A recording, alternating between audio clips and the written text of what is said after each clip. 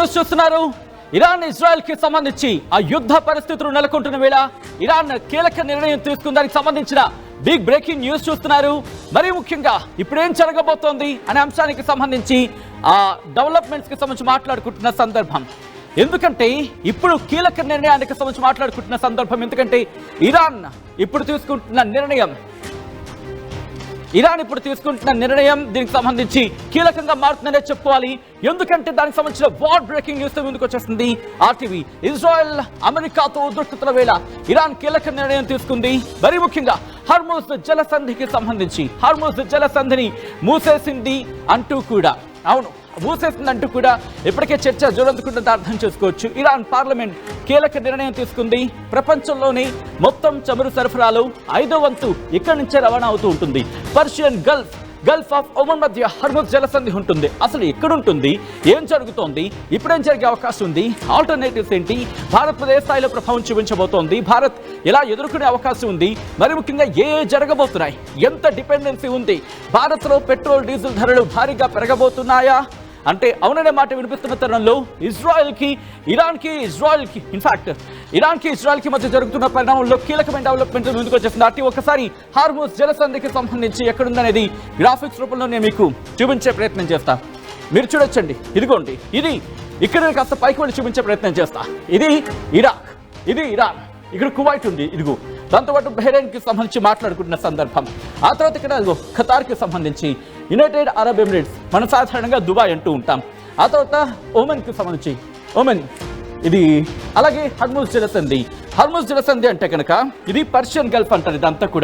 ఇదంతా కూడా పర్షియన్ గల్ఫ్తో పాటు ఇక్కడ మీరు చూస్తున్నారు కదా, ఇదంతా గల్ఫ్ ఆఫ్ ఒమన్ అంటారు. ఇదిగో ఇది మీరు చూస్తున్నారు కదా, ఈ సంధి ఇదిగో ఇక్కడ బ్లింక్ అవుతోంది, ఇక్కడ మీకు బ్లింక్ అవుతుంది కదా, హార్ముజ్ జలసంధి ఇదిగో ఇదే ఇప్పుడు కీలకం. ఎందుకు కీలకం అంటే ఇదిగో ఇక్కడి నుంచి మీరు చూస్తే కనుక ఇండియా ఇక్కడ మీకు కనిపిస్తుంది కదా, ఇండియా మీరు చూడొచ్చు క్లియర్ కట్ గా. ఒకసారి ఫుల్ గ్రాఫిక్స్ చూపించే ప్రయత్నం చేద్దాం. మీరు చూస్తుంటే ఇగో ఇది ఇండియా, ఇదంతా కూడా కీలకం.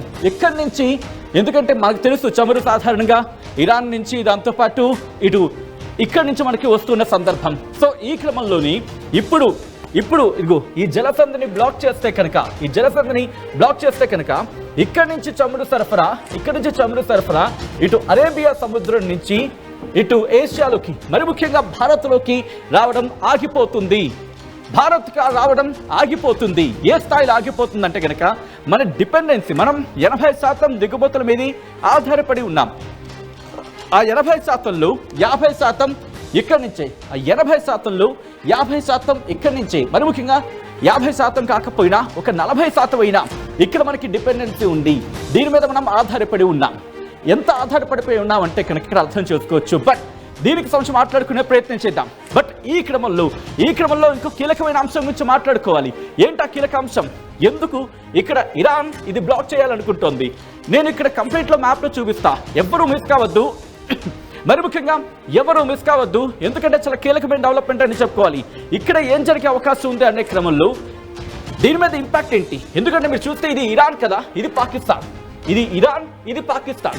ఈ క్రమంలోనే కీలకమైన డెవలప్మెంట్ చోటు చేసుకున్న సందర్భం. ఇక్కడ బ్లాక్ చేయడం వల్ల అర్థమే ఉంది, ఎందుకంటే ఇక్కడ ఇరాన్ ఉంది, ఇదిగోండి ఇటువైపు వెళ్ళిపోతాయి. మ్యాప్లో నేను మీకు తర్వాత డీటెయిల్గా ఎక్స్ప్లెయిన్ చేస్తా. ఇటువైపు ఉంటుంది Jordan, at the same time అటు ఇజ్రాయెల్. ఇటు బ్లాక్ చేయడం వల్ల ఇరాన్కి కలిసి వచ్చేది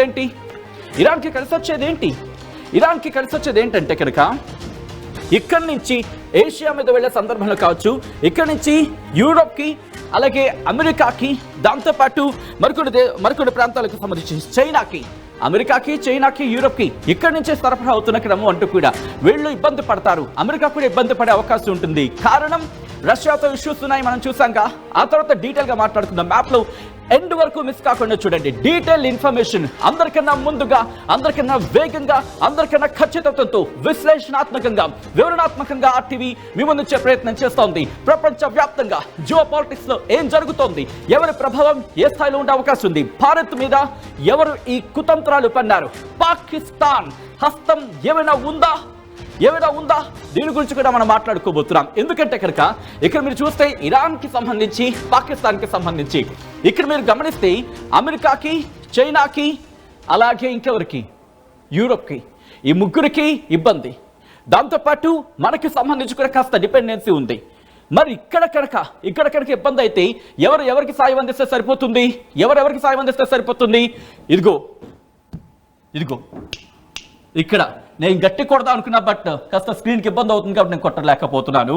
లేకపోతే కొట్టి పడేద్దును. ఇప్పుడు ఇది పాకిస్తాన్కి సంబంధించి. ఈ పాకిస్తాన్ నుంచి ఆ కనెక్టివిటీలో ఉండేది ఎవరు? జుత్తుల మారి చైనా. ఇక్కడ వీళ్ళిద్దరి పనాగం దీంట్లో ఉండుంటుందా? ఆలోచించే ప్రయత్నించండి, మీరు ఆలోచించే ప్రయత్నం చేయండి.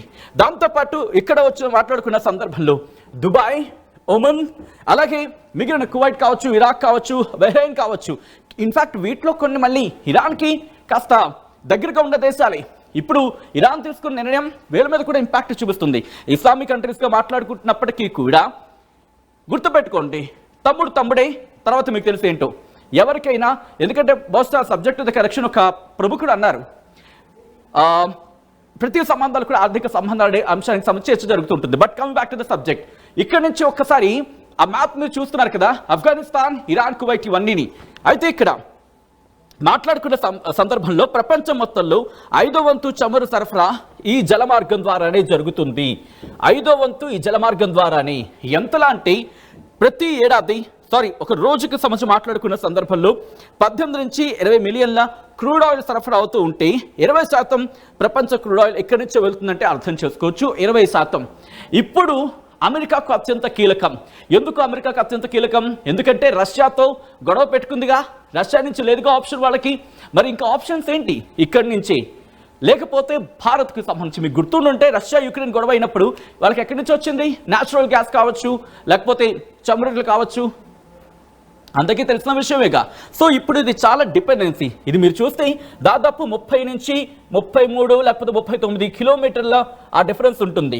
ఒకవేళ ఇక్కడి నుంచి ఇలా వెళ్ళిన తర్వాత ఇలా వెళ్లాల్సి ఉంటుంది, ఇలా వచ్చి అరేబియా సముద్రం నుంచి ఏషియాలకు, లేకపోతే ఎక్కడి నుంచో మీదకి వెళ్ళాలి. సో ఇక్కడి నుంచి ఇలా పైకి వెళ్లాల్సిన సందర్భం ఉంటుంది. సో ఇక్కడ రిక్వెస్ట్, నేను మ్యాప్కి వెళ్ళిపోయే ప్రయత్నం చేస్తున్నాను, ఎందుకంటే ఎవరికి ఏ స్థాయిలో ఇబ్బంది పడే అవకాశం ఉంటుందనేది ఒక్కసారి నేను ఆ మ్యాప్కి వెళ్ళి చూపించే ప్రయత్నం చేస్తాను. యావత్ ప్రపంచం మీద, భారత్తో సహా యావత్ ప్రపంచం మీద ఏ స్థాయిలో ప్రభావం చూపించబోతుంది అనేది నేను మీకు చూపించే ప్రయత్నం చేస్తాను. ఒక్కసారి ఇక్కడి నుంచి నేను మూవ్ ఆన్ అవుతున్నాను, వెళ్ళి అక్కడికి చూపించే ప్రయత్నం చేస్తాను. ఇదిగోండి, ఇది కంప్లీట్ మ్యాప్. ఇది కంప్లీట్ మ్యాప్కి సంబంధించి మాట్లాడుకునే సందర్భం. ఈ మ్యాప్లో నేను మీకు ఎక్స్ప్లెయిన్ చేయబోతున్నాను. ఇదిగో మీరు చూస్తున్నారు కదా, అక్కడ మీకు చూపించి ఆ ఫ్రేమ్, ఆ రిక్వెస్ట్ ఒక్కసారి కుదిరితే కనుక నా ఎక్స్ప్లెనేషన్ ఇలా చూపించండి. ఆన్ ద అదర్ హ్యాండ్ ఆ ఫ్రేమ్కి సంబంధించి ఆ డీటెయిల్గా మనం మాట్లాడుకుంటున్నాం కదా, హార్మోస్ జలసంధి మన గ్రాఫిక్ని అండ్ నౌ ద ప్లేట్లో చూపించే ప్రయత్నం చేయండి PCR. Right, thanks for the support to the viewers. ఎందుకంటే ఆర్టీవీ ఇస్తున్న ఇన్ఫర్మేషన్కి సంబంధించి ఎంతమంది ఫాలో అవుతున్నారంటే తెలుగులో అత్యంత వేగంగా మీరే ఇస్తున్నారు ఇన్ఫర్మేషన్ అంటూ కొంతమంది మాట్లాడుతున్న సందర్భం నిజంగా గర్వంగా అనిపిస్తుంది. సో అందుకని ఇంత డీటెయిల్గా మీకు ఎక్స్ప్లెయిన్ చేసే ప్రయత్నం చేస్తుంది ఆర్టీవీ. మీరు చూడొచ్చు, ఇదిగోండి, ఇది పర్షియన్ గల్ఫ్, అరేబియన్ గల్ఫ్గా మాట్లాడుకుంటున్న సందర్భం. ఇదిగో ఇదే ఒక్కసారి నేను మార్క్ చేసి చూపించే ప్రయత్నం చేస్తాను. ఇదిగోండి, ఇది హార్మోస్ జలసంధికి సంబంధించి. ఒకసారి నేను కాస్త డార్క్, ఎస్, ఓకే, ఇదిగోండి, ఇది ఇక్కడ, ఇది ఇరాన్, దాంతోపాటు మీరు చూడొచ్చు ఒమన్, దాంతోపాటు జోర్డాన్, ఇజ్రాయిల్ ఇవన్నీ ఉన్నాయి. సో ఇక్కడ కన్నా బ్లాక్ అయిందనుకోండి, పరిస్థితి ఏంటి? ఇక్కడి నుంచి వచ్చే అదంతా కూడా అరేబియా సముద్రం నుంచి ఇటు ఏషియాకి సంబంధించి, అంటే ఇండియాకి చాలా దగ్గర ఇది. ఇక్కడి నుంచి అయితే కనుక ఇప్పుడు ఇక్కడ బ్లాక్ చేస్తారనుకోండి, ఎవరిని తెచ్చుకోవాలి మనం? మరి ముఖ్యంగా రష్యాకి సంబంధించి మాట్లాడుకుంటున్న సందర్భం ఉందనుకోండి, ఆ పైన అక్కడ ఉంటుంది. సో అటువంటి సిచ్యువేషన్. బట్ ఇప్పుడు ఓకే, మనకంటూ సంబంధించి మాట్లాడుకున్న సందర్భంలో పోనీ ఇంకా వేరే చోటు నుంచి అక్కడ తెప్పించుకోవాలంటే కనుక ఇట్ విల్ టేక్ టైం. దాంతోపాటు ఇది మన విషయం పక్కన పెడతా అందాకలకి, ఆ తర్వాత దీనికి సంబంధించి డీటెయిల్గా మాట్లాడుకునే ప్రయత్నం చేద్దాం. ఇక్కడ మీరు గమనిస్తే ఇదిగో రెడ్ సీకి సంబంధించి మాట్లాడుకున్న సందర్భం. ఇక్కడ కూడా బ్లాకేజ్ అయితే ప్రపంచ వాణిజ్యం, గల్ఫ్ ఆఫ్ ఏడెన్ గురించి మాట్లాడుకున్నాం. రెడ్ సీకి సంబంధించి ఇక్కడ ఒక సూయజ్ కెనాల్ ఉంటుంది. ఆ సూయజ్ కెనాల్కి సంబంధించి కూడా మనం మాట్లాడుకునే ప్రయత్నం చేస్తున్నాం. ఇదిగోండి, దీని ద్వారా గల్ఫ్ ఆఫ్ సూయజ్ ఇక్కడ నుంచి రెడ్ సీ ద్వారా మనకి వాణిజ్యం జరుగుతుంటుంది, ప్రపంచ వాణిజ్యానికి సంబంధించి. ఇక్కడ కూడా బ్లాక్ చేస్తామంటూ బెదిరింపులకు పాల్పడుతున్న సందర్భం ఉంది. ఎందుకంటే కారణం ఏంటి, ఇక్కడ యెమెన్ ఉంది. యెమెన్కి సంబంధించి ఇప్పటికే దాడులు చేస్తున్న పరిస్థితి. ఇక్కడ నుంచి కాస్త జూమ్ అవుట్ చేస్తున్నాను. ఎందుకు ఇది అంత కీలకం, ఈ రెండు ఎందుకు అంత కీలకం అనేది ఒకసారి నేను మీకు చూపించే ప్రయత్నం చేస్తున్నాను. ఒక్కసారి చూడండి, ఇదిగోండి యూరోప్కి సంబంధించి అలాగే అమెరికాకు సంబంధించి. ఇదిగో ఇక్కడి నుంచి ఇలా వాణిజ్యానికి సంబంధించి మాట్లాడుకున్న సందర్భంలో ఎటువంటి పరిస్థితులు ఉన్నాయి. సో వాణిజ్యానికి అత్యంత కీలకం మన దేశం, మరీ ముఖ్యంగా మనకు సంబంధించి భారత్కు సంబంధించి అత్యంత కీలకం ఈ రెండు మార్గాలు కూడా. సో ఈ రెండింటి మార్గాన్ని బ్లాక్ చేద్దాం అనుకుంటోంది ఇరాన్. మరి ఇక్కడ ఆల్రెడీ బ్లాక్కి సంబంధించి వాళ్ళ నిర్ణయం తీసుకున్నట్టు తెలుస్తోంది. ఇక్కడ యెమెన్ సాయంతో ఇక్కడ బ్లాకేజ్ చేసేందుకు సిద్ధమవుతోంది అనేది జరుగుతున్న ప్రచారం. ఒకవేళ ఈ రెండు కూడా బ్లాక్ అయితే కనుక భారత్లో ఇటు ఫ్యూయల్ కాస్ట్, మరి ముఖ్యంగా చమురు ధరలు పెరిగే అవకాశం ఉంది. ఇది నేను అంటున్న మాట కాదు, అంతర్జాతీయ నిపుణులు చెబుతున్న మాట. ఈ నేపథ్యంలోని ఇటు భారత్తో పాటు ఒకవేళ చైనా విషయం వచ్చినప్పుడు ఇదిగో ఇక్కడ పాకిస్తాన్ ఉంది కాబట్టి జిత్తుల మారి పాకిస్తాన్ ఏదో ఒక పన్నాగం పన్ని. ఎందుకంటే రిమెంబర్ ఇక్కడ బలూచిస్తాన్ నుంచి పోర్ట్స్ ఉన్నాయి కదా, గ్వాదర్తో పాటు ఇంకొక పోర్ట్ ఉంటుంది. సో ఈ క్రమంలో వాళ్ళకి సరఫరా చేసే విషయంలో ఇంకేదైనా జరగచ్చు అక్కడ. బట్ ఇప్పుడు ఏం జరిగే అవకాశం ఉంది, ఒకసారి నేను మళ్ళీ గ్రాఫిక్స్కి వెళ్ళిపోతాను నేరుగా, ఎందుకంటే తెలుగు గ్రాఫిక్స్ మీకు చూపించాను. ఒకసారి అక్కడికి వెళ్ళే ప్రయత్నం చేస్తాను. డీటెయిల్ ఇన్ఫర్మేషన్ అందించేందుకు నాతో పాటు రాజకీయ ఆర్థిక విశ్లేషకుడు డాక్టర్ పెంటపాటి పుల్లారావు గారు మనతో పాటు జాయిన్ అవుతున్నారు. ఒకసారి పుల్లారావు గారి దగ్గరికి వెళ్ళే ప్రయత్నం చేస్తున్నాను. పుల్లారావు గారు నమస్తే అండి. పుల్లారావు గారు నా మాట వినిపిస్తుందా? వినిపిస్తాను. పుల్లారావు గారు, after long time thank you so much for joining with RTV. Pleasure. Sir, ఇప్పుడు జరుగుతున్న పరిణామాలు ఇంతవరకు కూడా ఇరాన్కి సంబంధించి మాట్లాడుకుంటున్న క్రమంలో వాళ్ళ పార్లమెంట్ నిర్ణయం తీసుకుంది. మరి ముఖ్యంగా బ్లాకేజ్కి సంబంధించి హార్మోజ్ జలసంధిని బ్లాక్ చేస్తాము అంటూ చెప్తోంది. మనకి హార్మోజ్ జలసంధిని బ్లాక్ చేయడం వల్ల కలిగే నష్టం గురించి మాట్లాడుకుంటే ఎక్కువగా ఉంటుంది అనుకోవాలా, లేకపోతే రెడ్ సీకి సంబంధించి మాట్లాడుకోవాల్సిన సందర్భం ఉందనుకోవాలండి? ఇప్పుడు ఒక 20 సంవత్సరాల క్రితం అయితే స్ట్రైట్ ఆఫ్ హార్మోజ్, అదే బే ఆఫ్ బెంగాల్ లాగా హార్మోజ్ సముద్రాన్ని బ్లాక్ చేస్తే దద్దరిల్లిపోతుంది ప్రపంచం. ఇప్పుడు అంత ప్రాబ్లం లేదు. ఇరాన్, సౌదీ అరేబియా అక్కడి నుంచి ఆయిల్ ఎక్కువ చైనాకి పంపిస్తున్నారు. చైనా వాళ్ళ మిత్రులు. రోజుకి 2 మిలియన్ బ్యారెల్స్ రోజుకి చైనా ఇరాన్ నుంచి కొంటుంది. సో చైనా ఆప్ చేస్తుందా ఇరాన్? వాళ్ళ పీకాళ్ళే కోసుకుంటారా? అది విశేషం. తర్వాత భారతదేశం ఉన్నది, ఇరాన్ నుంచి ఏమీ ఆయిల్ కొంటలేదు. దాదాపు 7-8 సంవత్సరాలు బట్టి యూరప్, ఇండియా, చాలా దేశాలు ఇరాన్ నుంచి ఆయిల్ కొంటాం మానేశారు. ఎందుకంటే అమెరికా, యూరప్ శాంక్షన్స్ చేస్తా ఉన్నారు ఇరాన్ నుంచి మీరు కొంటే. సో ఇరాన్కి ఎంత ఆయిల్ ఉన్నదంటే ప్రపంచంలో మూడో పెద్ద ఆయిల్ యాసెట్స్ ఉన్నాయి ప్రపంచంలో దేశాల లెక్క. రెండో లెక్క గ్యాస్. కానీ అంతా అమ్మలేకపోతున్నారు, ఎవరు కొనడానికి వీల్లేదు. ఒకటి ఇరాన్ చెప్పేది ఏంటంటే ఇలాంటి వ్యవహారం ఆ సౌదీ అరేబియా, కువైట్ వాళ్ళు అమ్మలేరు కదా, ఆయిల్ ప్రైస్లు పెరిగిపోతాయి కదా ప్రపంచంలో అంటే వాళ్ళు ఊరుకోరు. ఎవరు వాళ్ళు ఊరుకోపోయినా ఇజ్రాయెల్, అమెరికా ఉన్న యాసెట్స్ని ఇరాన్లో బాంబ్ చేసేస్తారు. ఈవేళ పొద్దున భారతదేశం 8 గంటల టైము, అమెరికాలో నిన్న రాత్రి 10 గంటలు. డొనాల్డ్ ట్రంప్ చాలా స్పష్టంగా చెప్పాడు, 20 సంవత్సరాలు బట్టి మమ్మల్ని చంపేస్తావు, ఇజ్రాయెల్ చంపేస్తావు అంటున్నారు. అందువల్ల చేశాం, మీరు చక్కగా దారిలోకి రండి. ఇప్పుడు న్యూక్లియర్, యాటమ్ బాంబులు ఎక్కడ తయారు చేయబోతున్నారో అదే పగలగొట్టాం. మీ మిగతా యాసెట్స్ మీద రాలేదు, మీ ఆయిల్ కేంద్రాలకు, చమురు కేంద్రాల మీద రాలేదు, గ్యాస్ కేంద్రాల మీద రాలేదు. మీరు చాలా చక్కగా రాని మాట్లాడుకుందాం. మీరు మాట్లాడుకోకుండా రెచ్చిపోతే అనుకోని పరిణామాలు తీసుకొస్తాను మీకు జాగ్రత్తగా అని చెప్పాయి. ఈవేళ ఇరాన్ ఏమిటంటే ఉన్న ప్రభుత్వం షియా ముల్లాల ప్రభుత్వం 43 సంవత్సరాలు బట్టి ఇరాన్లో ఉన్నది. ఆ ప్రభుత్వం కంటిన్యూ అవ్వాలి. బాంబులు పోయినా ఎవరు చచ్చిపోయినా ఆ ప్రభుత్వం పడిపోకుండా చూసుకోవటానికి 2 పనులు చేయాలి ఇరాన్లో. వాళ్ళు రాజీ పడటానికి రెడీ అవ్వాలి, కానీ బెదిరిపోయాం, ఓడిపోయాం అక్కడ ప్రజలకు తెలిస్తే వాళ్ళు వీళ్ళ మీద వ్యతిరేక చేసి వీళ్ళని గెంటేస్తారు. సో ఇప్పుడు ఇరాన్ చేయబోయేది ఏంటంటే మేము బలంగా ఉన్నాం, మేమేం పోలేదు, మేము దెబ్బలాడతాం అని చెప్తూ రాజీ పడాలి. ఓడిపోయి రాజీ పడుతున్నట్టుగా కాకుండా ఇంకా దెబ్బలాగే ధైర్యం ఉన్నది, రాజీ పడుతుంది. ఎందుకంటే వాళ్ళ ప్రభుత్వాన్ని సేవ్ చేసుకోవాలి. వాళ్ళ ప్రభుత్వం పడిపోతే ముళ్ళాలందరూ పోతారు, ఇంకేంకో ప్రభుత్వం వస్తుంది, మిలిటరీ ప్రభుత్వం వస్తుంది, చెల్ల చంద్రం అయిపోతుంది, ఇరాన్లో కొన్ని పార్ట్స్ వెళ్ళిపోతాయి, అజర్బైజాన్కి వెళ్ళిపోతుంది, ఇరాక్కి వెళ్ళిపోతుంది, పట్టుకుపోయే వాళ్ళు చాలా మంది ఉన్నారు, ఇరాక్ అని పోయినట్టుగా. సో వాళ్ళు ఎన్ని మాటలన్నా ఏం చేసినా కొన్ని రోజుల వరకు చేశాక వాళ్ళు రాజీ పడాలి. రాజీ పడకపోతే వాళ్ళు పుల్లారావు గారు, అంటే ఇప్పుడు ఈ హార్మోస్ జలసంధికి సంబంధించి ఆ బ్లాకేజ్ పార్లమెంట్ లో అయితే నిర్ణయం తీసుకున్నాడు, అది అప్లై చేయడం సాధ్యమేనా? ఎందుకంటే subject to the correction Iraq విషయంలో కూడా ఇలాగే జరిగినప్పుడు అది సాధ్యం కాలేదు, ఇద్దరి మధ్య ఇష్యూస్ జరిగిన తర్వాత కొన్ని రోజులకి అది మళ్ళీ నార్మల్ అయిందన్న మాట వినిపించింది. అంటే ఒకవేళ ఇరాన్ ఒక్కటి నిర్ణయం తీసుకుంటే సరిపోతుందా, లేకపోతే మిగిలిన దేశాలు కూడా అక్కడ సపోర్ట్ గా చేయాలా? ఎందుకంటే మనకి ఆ ఫ్రేమ్ లో కనిపిస్తుంది బెహ్రాన్ కావచ్చు, ఇవన్నీ కూడా దానికి హార్మోజ్ ఏరియాలో సముద్రాన్ని ఆఫ్ చేయొచ్చు, ఎవరైనా మైన్స్ అని బాంబులు పెట్టేయచ్చు, వాళ్ళకి తగిలితే మునిగిపోతాయి, అది చేసేయచ్చు, ఎవరైనా చేయొచ్చు, ఇరాన్ చేయొచ్చు. మిగతా వాళ్ళు భయపడతారు, ఎందుకంటే ట్యాంకర్లు, పెద్ద ట్యాంకర్లు కనుక ఒక బాంబు గుద్దితే సముద్రంలో బిలియన్స్ ఆఫ్ డాలర్స్ నష్టం కాబట్టి ఆఫ్ చేస్తారు. కానీ అది చేయటం వల్ల ఇంకా విరోధం రెచ్చగొట్టుకుంటారు వాళ్ళు ఆ దేశాలతో. సౌదీ అరేబియా, కువైట్, అక్కడ ఉన్న ఖతార్, యునైటెడ్ అరబ్, ఆ 4 దేశాలకు, ఒమాన్, ఈ 5 దేశాలు అక్కడ ఉన్నాయి, వాళ్ళకి పోతుంది వ్యాపారం, వాళ్ళకి పోతుంది. తర్వాత ఒకటి జ్ఞాపకం పెట్టుకోవాలి, ప్రపంచంలో ఈవేళ ఆయిల్ సర్ప్లస్ ఉన్నది, ఒక వారం 10 రోజులకి అడ్జస్ట్ అయిపోతుంది.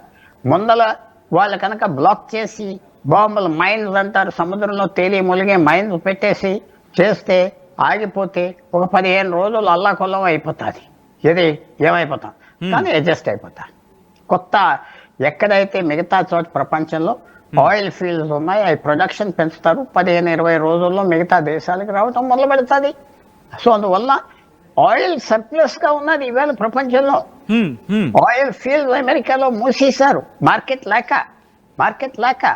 మీరు అన్నప్పుడు నాకు ఇంట్రెస్టింగ్ గా ఇంకొక మాట గుర్తొస్తోంది పుల్లారావు గారు, ఎందుకంటే రష్యా యుక్రెయిన్ యుద్ధం జరిగినప్పుడు రష్యా నుంచి ఆయిల్ కొనుగోలు అనేది పశ్చిమ దేశాలు మానేశాయి, ఆ తర్వాత ఇక్కడ ఆధారపడిన సందర్భం. ఇప్పుడు ఇక్కడ కూడా బ్లాకేజ్ అయిపోతే యూరోప్ కావచ్చు, లేకపోతే అటు అమెరికా కావచ్చు, అఫ్కోర్స్ చైనా కంటే ఎలాగో పబ్బం గడిపేసుకుంటుంది, ఎక్కడి నుంచో చూసుకోండి, రష్యా సపోర్ట్ ఉంది కాబట్టి. బట్ ఇలా యూరోప్ కి అలాగే అమెరికాకి సంబంధించి, సో ఈ నేపథ్యంలో డైరెక్ట్ గా ఇటు యూరోప్ కూడా యుద్ధంలోకి దిగే అవకాశం ఉందా, లేకపోతే ఇది జస్ట్ ఎగ్జాగరేషన్ అనుకోవాలా? ఎవరు దిగక్కర్లేదు, యూరోప్ అంతా ఎవరికే వెనకాల ఈ విషయంలో ఉన్నారు. ఇరాన్కి న్యూక్లియర్ బాంబ్ ఉంటే అరాచకం తీసుకొస్తుంది. గత 20-30 సంవత్సరాలు మిడిల్ ఈస్ట్లో, గల్ఫ్లో వాళ్ళు 5-6 సైన్యాలు పెంచి అరాచకం తీసుకొచ్చారు. హమాస్ని తీసుకొచ్చారు గాజాలో, హెజ్బుల్లా తీసుకొచ్చారు లెబనాన్లో, సిరియా ప్రభుత్వాన్ని నిలబెట్టారు, యెమెన్లో హూతీస్ తీసుకొచ్చారు, ఇరాక్లో షియా సైన్యాలు పెట్టారు. ఈ అంతా వాళ్ళే చేస్తున్నారు, ఇతర దేశాల్లో గొడవలు చేస్తున్నారు, అని అందరికీ అక్కడ భయం, కోపం అన్నీ ఉన్నాయి. సో ఎవరు సపోర్ట్ చేయరు. మీరు అంతవరకు ఎందుకు వెళ్ళాలి? నిన్న ఏదో పెద్ద లంచ్ ఇచ్చాడు ఆసిఫ్ మునీర్ పాకిస్తాన్ ఆర్మీ చీఫ్ కి. అవునండి, ఆయన ఏదో డొనాల్డ్ ట్రంప్ కి నోబెల్ ప్రైజ్ ఇవ్వాలి అన్నాడు. ఈవేళ అంటున్నాడు పాకిస్తాన్ ప్రపంచం అంతా వాడిని తిరుగుతున్నారు, ఇప్పుడు ఇమ్మంటావా అని. వాడిని వాడుకున్నారు, కూర్చోబెట్టారు, భోజనం చేసి ప్రపంచానికంతా ఏదో పాకిస్తాన్, ముస్లిం దేశాలు కూడా అమెరికా, ఇజ్రాయెల్ సపోర్ట్ చేస్తున్నా ఆయన బొమ్మలు పెట్టారు, పంపించేశారు. అంతే కదా. ఇప్పుడు ఆసిఫ్ మునీకి ఎంత డిస్గ్రేస్ అవ్వింది. వాడు అక్కడ వచ్చి బయటకు వచ్చాడు, యుద్ధం ఎక్కడ చేసి ఇరాన్ బాంబు చేస్తా, ఇరాన్కి వెళ్ళి నేను సంప్రదిస్తా, ఇరాన్తో మాట్లాడతా అని ఏదో గొప్పగా మాట్లాడాడు, అని పోయినాయి కదా. అందువల్ల అమెరికా, యూరప్ ఇరాన్ని ఎలాగైనా తగ్గించాలి, ఇరాన్ ప్రమాదమైన దేశం అని ఒక వ్యూకి వచ్చారు. ఎప్పుడైతే జూన్ 13వ తారీఖున ఈ నెల ఇజ్రాయెల్ యుద్ధం మొదలుపెట్టిందో అప్పుడు నాలాంటి వాళ్ళు చాలా మంది ఏమనుకున్నామంటే ఈ అవకాశం వదలరు అమెరికా, యూరప్, ఇజ్రాయెల్, ఈ అవకాశం వదలరు. వాళ్ళు సరెండర్ అయినా చేయాలి అంటే మేము ఆప్యాయని యుద్ధం అడిగాడు కదా డొనాల్డ్ ట్రంప్, సరెండర్ చేయాలి, చేతులు ఎత్తేసేయాలి, లేకపోతే ఇలా కొట్టేశారు. దానికి అందరూ ఏమంటున్నారు, అమెరికా 2 వారాలు టైం ఇచ్చామన్నాడు కదా. అవును ఏమనలేదు. ట్రంప్ అన్నాడు 2 వారాల లోపల నేను నిర్ణయం తీసుకుంటాను, వాళ్ళు సీజ్ ఫైర్ ఆగుతామని కాదు, ఆ స్టేజ్ పోయింది, మేము ఎన్నోసార్లు బ్రతిమాలం, ఒప్పుకోలేదు, వాళ్ళు సరెండర్ చేసేయాలి అని గట్టిగా అన్నాడు. అది కూడా చెప్పాడు. నేను మీ ఆర్మీ చీఫ్ని 4 సంవత్సరాల క్రితం కాసిం సులేమాన్ ఎందుకు చంపేశాను తెలుసా? వాడు ఇష్టం వచ్చిన చోట మిగతా దేశాల్లో ఎవరైతే ఇరాన్కి ఇష్టం లేదో వాళ్ళ మీద బాంబులు పెట్టి చేలు కాళ్ళు తీసేసేవాడు, జీవితం అంతా బాధపడాలని అందుకునే చంపేశాను. నేను వదల్లో, జాగ్రత్తగా రాండి మాట్లాడుకుందాం, ఎక్కువ పెద్ద బాటలు వద్దు అని చెప్పాడు నిన్న. ఇవాళ పొద్దున్న భారతదేశం టైం 8 గంటలకి. ఇరాన్ 2 ఆప్షన్స్ ఉన్నాయి. ఒకటి, తెల్ల జెండా ఎత్తి నమస్కారం అని అంటే అక్కడ ఉన్న ప్రజలే వీళ్ళని తరిమేస్తారు కాబట్టి పోరాడుతున్నట్టుగా కొన్ని రోజులు పోరాడతారా, చేసి కూర్చొని మాట్లాడదామని చెప్తారు. ఎందుకంటే అక్కడ ప్రభుత్వాన్ని సేవ్ చేసుకోవాలి.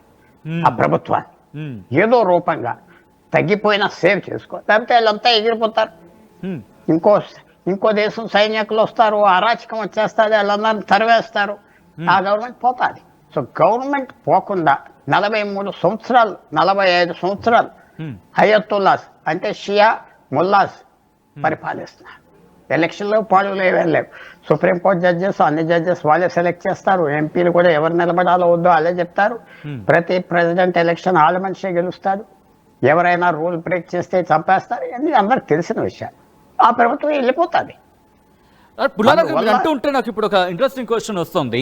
మిగిలిన ప్రపంచ దేశాలు, ఎందుకంటే ఇస్లామిక్ కంట్రీస్ కొన్ని అఫ్ కోర్స్ అమెరికాకు సపోర్ట్ గాను మద్దతుగా నిలిచిన సందర్భంలో కూడా ఈ విషయంలో మాత్రం దాదాపుగా 21 దేశాలు అమెరికా ఈ ఘటనకు సంబంధించి అమెరికాకు వ్యతిరేకంగా మరి ముఖ్యంగా ఇరాన్కి మద్దతుగా నిలిచిన సందర్భం.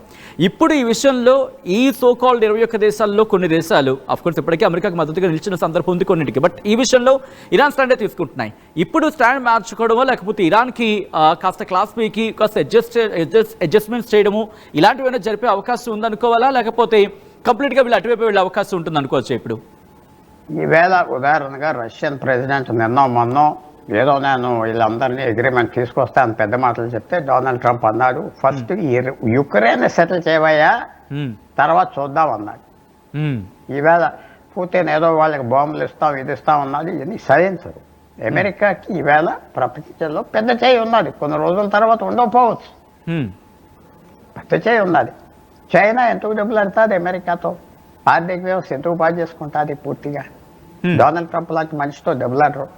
వాళ్ళు ఇష్టం వచ్చింది చేస్తాడు, లెక్క పెట్టాడు. అందరికి తెలిసిన విషయమే కదా అది, అందరికి తెలుసు కదా అది. చాలా కేర్ఫుల్గా ఉంటారు.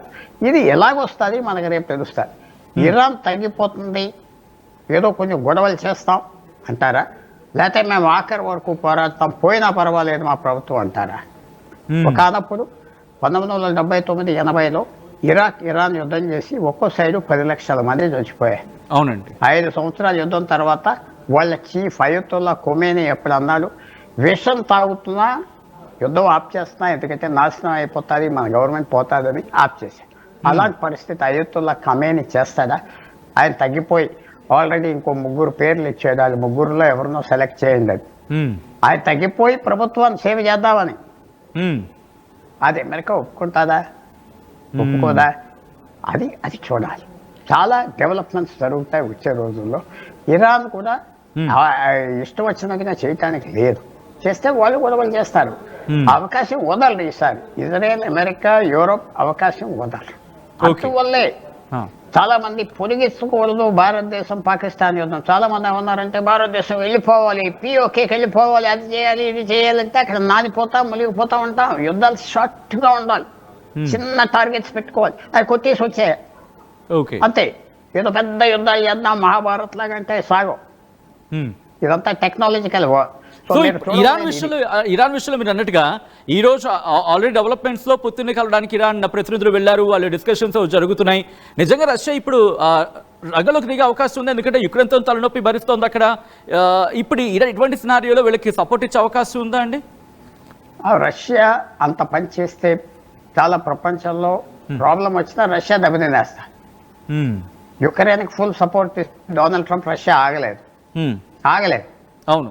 ఎందుకంటే మీరు ఒక జ్ఞాపకం పెట్టుకోవాలి, రష్యా వచ్చి అటాక్ చేసింది, యుక్రెయిన్ డిఫెన్స్ రక్షించుకుంటుంది, వాళ్ళు కాపాడుకోవాలి. సో ఈజీగా రక్ష చేసుకోవటం ఈజీ, అటాక్ చేయటం దాడి చేయటం కష్టం. సో రష్యా అక్కడ దెబ్బతినేస్తారు. మనం చూసేది ఏంటంటే మాటల యుద్ధం జరుగుతుంది. ఇది ఇరాన్ ఓడిపోయింది అని అందరికి తెలుసు, ఓడిపోయింది, ఎలా గౌరవంగా బయటకు వచ్చేయాలి, తలెత్తుకుని రావాలి. వాళ్ళు తలెత్తుకుని మాట్లాడటానికి చూస్తున్నారు, లేకపోతే ప్రభుత్వం పోతుంది. 44 సంవత్సరాల అయత్వం ప్రభుత్వం ఎగిరిపోతుంది. అందువల్ల ఇరాన్లో కూడా వాళ్ళకి వ్యతిరేకత ఉన్నది, ఇవన్నీ జరుగుతున్నాయి. పుల్లారా గారు, ఇప్పుడు బిగ్ బ్రేకింగ్ న్యూస్ అందుతోంది. Iran parliament approves strait of Hormuz shut down అంటూ కూడా చెప్పుకొచ్చింది. ఈ నేపథ్యంలో ఆ గ్లోబల్ లెవెల్లో ఇంపాక్ట్ చూపించే అవకాశం ఉందా? ఇరాన్ పార్లమెంట్ కీలక నిర్ణయం తీసుకుంది, స్ట్రైట్ ఆఫ్ హార్మజ్ ని షట్ డౌన్ చేసినట్టుగా చెప్తోంది. మరి ముఖ్యంగా ఇరాన్ ఒకటి నిర్ణయం తీసుకుంటే సరిపోతుంది, ఎందుకంటే ఇక్కడ మీరు చూడొచ్చు ఈ మ్యాప్ లోని ఇరాన్ కి సంబంధించి ఒమన్ కి సంబంధించి మధ్యలో 39 కిలోమీటర్లు. కేవలం ఇరాన్ ఒకటే తీసుకుంటే సరిపోతుందా? Interesting development. పుల్లారా గారికి వెళ్ళే ప్రయత్నం చేస్తున్నాను. పుల్లారా గారు, కీలకమైన నిర్ణయం ఇరాన్ తీసుకుంది అనే ఒక చర్చ జరుగుతోంది. ఇప్పుడు ఇరాన్ నిర్ణయం తీసుకుందని చెప్పి ఇరాన్ ఒకటి తీసుకుంటే సరిపోతుందా అండి? మిగతా కంట్రీస్ వాటికి కాస్త భారం అయ్యి వాళ్ళ మీద, ఇరాన్ మీద ప్రెషర్ తెచ్చే అవకాశం ఉంటుందా ఇప్పుడు? చూడతారు, వద్దని చెప్తారు, చైనా చెప్తారు, అందరూ చెప్తారు, కానీ వాళ్ళు వినకపోవచ్చు. ఎందుకంటే ఇంకా సెల్ఫ్ రెస్పెక్ట్ పోయింది కదా, ఏదో చేసామని చూపెట్టుకోవాలి కదా, ఏదో చేసామని చూపెట్టాలి.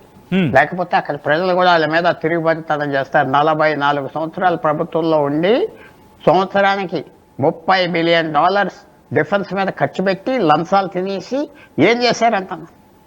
ఏం చేశారు? యుద్ధం వచ్చేటప్పటికి ఏం లేదా, యుద్ధం చేస్తామని యుద్ధం లేదే.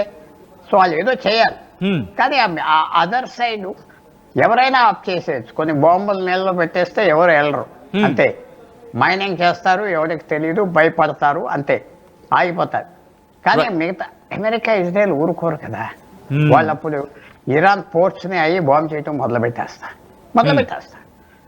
సో ఇది ఎంతవరకు వెళ్తాదో ఏ యుద్ధం మనం చెప్పలేం.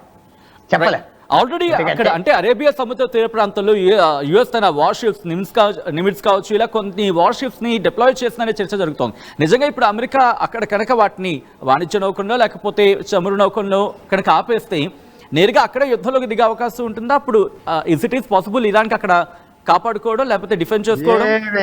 ఇప్పుడు యుద్ధాలు సైన్యాలు దింపి ట్యాంకుల్లో వెళ్ళే యుద్ధాలు కాదు, అన్ని మిసైల్స్, రాకెట్స్ మీద అయిపోతుంది. ఒక రాకెట్ వెళ్తే 1000 మంది 10,000 మంది పంపించినట్లు లెక్క. అమెరికాకు ఫుల్ బలం ఉన్నది. అమెరికాకు 10,000 ప్లేన్లు ఉన్నాయి. 10,000 ప్లేన్లు. భారతదేశానికి 600, 700, 800 ఉన్నాయి. ఫుల్ పవర్ ఉన్నది. వాళ్ళు ఏమి వెళ్ళి అక్కడ కూర్చోక్కర్లేదు. ప్లేన్లు వస్తాయి, బాంబ్ చేసేస్తాయి, హైవేస్ బాంబ్ చేస్తాయి, డ్యాములు బాంబ్ చేస్తాయి, వాటర్ సప్లై ఆఫ్ చేసేస్తారు, పట్టణాలకి ఆఫ్ చేసేస్తారు. అంతా రెడీ పెట్టుకున్నారు వాళ్ళు. ఇరాన్ మొహం చల్లటానికి చేస్తుందా పని? అది కరెక్టా కదా, ఫ్యూచర్ చెప్తాడు. అయితే మేము వదిలిపోయామంటే పీస్ కావాలంటే అక్కడే అలా చేస్తారు. అందువల్ల గొడవ చేయాలి, గొడవ చేసి మధ్యవర్తులు పెట్టుకుని మనం మాట్లాడుకుందామని చెప్పుకునే పని కూడా జరుగుతూ ఉన్నది. ఏం జరుగుతుంది తెర వెనకాల ఇంకా మనకు తెలియదు కదా. తెర వెనకాల ఏం జరుగుతుంది, ఎవరెవరు మాట్లాడుతున్నారు ఇరాన్తో, ఏ దేశాలు మాట్లాడుతున్నారు, చైనా కూడా మాట్లాడుతుందా, బయట సపోర్ట్ చేస్తామని వద్దు ఇలాంటి పని చేయదు అంటుందా, చూడాలి. ఇవన్నీ బయటకు వస్తాయి మెల్లిగా. ఈవేళ మాత్రం రాదు, 2 రోజుల్లో మనకు క్లారిటీ వచ్చేస్తాయి ఇరాన్ ఏ దారి మీద వెళ్తాను. Right, thank you so much Pullara గారు. ఈ అంశానికి సంబంధించి మీ విశ్లేషణ అందించే ప్రయత్నం చేసినందుకు once again thank you so much. So ఇక్కడ ఇరాన్కి సంబంధించి కీలక నిర్ణయం తీసుకుంది. హార్మోజ్ జలసంధికి సంబంధించి ప్రస్తుతం బ్లాక్ చేస్తామంటూ కూడా ఇరాన్ చెబుతోంది. ఇదిగో ఇదే. సో ఇప్పుడు మనకున్న ఆల్టర్నేటివ్స్ ఏంటి అనే అంశానికి సంబంధించి మాట్లాడుకున్న సందర్భంలో భారతదేశం, రష్యా కావచ్చు, అమెరికా, ఆఫ్రికా, లాటిన్ అమెరికా వంటి దేశాల నుంచి చమురుని దిగుమతి చేసుకుంటున్న సందర్భం. దీంతో పాటు సూయజ్ కెనాల్ లేదా కేప్ ఆఫ్ గుడ్ హోప్ వంటి మార్గాలను ఉపయోగించే అవకాశం ఉంది. అయితే ఇది హార్మోజ్ జలసంధి ద్వారా వచ్చే దిగుమతులకు పూర్తిగా ప్రత్యామ్నాయం కాదు అనేది క్లియర్ కట్గా మనకు అర్థమవుతోంది. ఇక చాబహార్ పోర్టుకి సంబంధించి ఇరాన్లోని చాబహార్ పోర్ట్ అభివృద్ధి ఒక ప్రత్యేక మార్గంగా ఉపయోగపడే అవకాశం ఉంది. కానీ ఇది హార్మోజ్ జలసంధి ప్రాముఖ్యతను పూర్తిగా తగ్గించలేదు అనే అంశానికి సంబంధించి కూడా చర్చ జరుగుతుందంటే ఈ అంశానికి సంబంధించి ఎటువంటి ఇంపార్టెన్స్ ఉన్నది పూర్తి స్థాయిలో అర్థమవుతోంది. బట్ క్లియర్ కట్గా ఒకటి మాత్రం వాస్తవమే చెప్పుకోవాలి, ఏం జరిగినా సరే పూర్తిగా మాత్రం భారత్కు కాస్త ఇబ్బంది కలిగే అవకాశం ఉంటుంది తప్ప ఆ మాత్రం అంటే పూర్తి స్థాయిలో ఒక ఇబ్బందికర వాతావరణం ఉండకపోవచ్చేమో, కానీ బట్ కాస్త కోస్తాను కాదు, కాస్త ఒక పర్సెంటేజ్ ఆఫ్ హైయర్ లెవెల్లోనే ఇంపాక్ట్ చూపించే అవకాశం ఉంది. బట్ మనకన్నా మిగిలిన దేశాలకు సంబంధించి అక్కడ మీరు చూడొచ్చు, ఇరాన్ పక్క ఉంటే కనుక ఇటువైపు ఉన్నాయి, కువైట్ ఉంది, దాంతోపాటు ఇరాక్కి సంబంధించి ఉంది, బహ్రెయిన్ ఉంది, ఖతార్ ఉంది, దుబాయ్, యునైటెడ్ అరబ్ ఎమిరేట్స్ ఉంది, సౌదీ అరేబియాకి సంబంధించి, ఒమన్కి సంబంధించి ఇవి ఏ మేరకు యాక్సెప్ట్ చేస్తాయి? వీటన్నిటికి మించి చైనా ఆ మూల ఉంటుంది, చైనాకి సంబంధించి అదలా యాక్సెప్ట్ చేస్తుంది. ఇవన్నీ కూడా ఆసక్తికరంగా మారబోతున్నాయనే చెప్పుకోవాలి.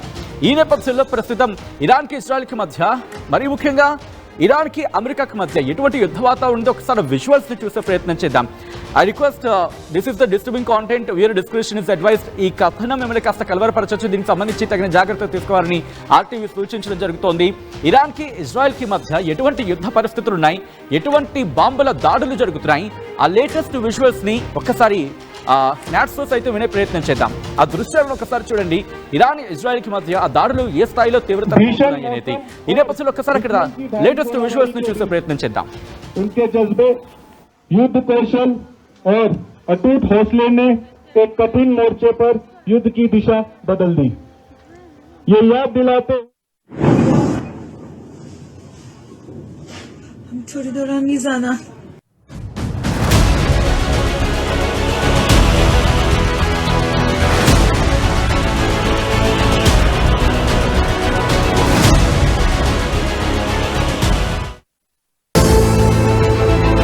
At KL, experience what it feels like to be a true engineer. KL deemed to be university. తెలుగులో ఫాస్టెస్ట్ న్యూస్ యాప్ ఇప్పుడు కొత్త అవతారంలో 5 సెకండ్లోనే పూర్తి వార్తా సమాచారం మీ చేతుల్లోకి. సోషల్ మీడియా ట్రెండ్స్ మీ కళ్ళ ముందుకే live TV and voice search options తో ఇప్పుడే డౌన్లోడ్ చేయండి. యాప్ లింక్ డిస్క్రిప్షన్ లో ఉంది.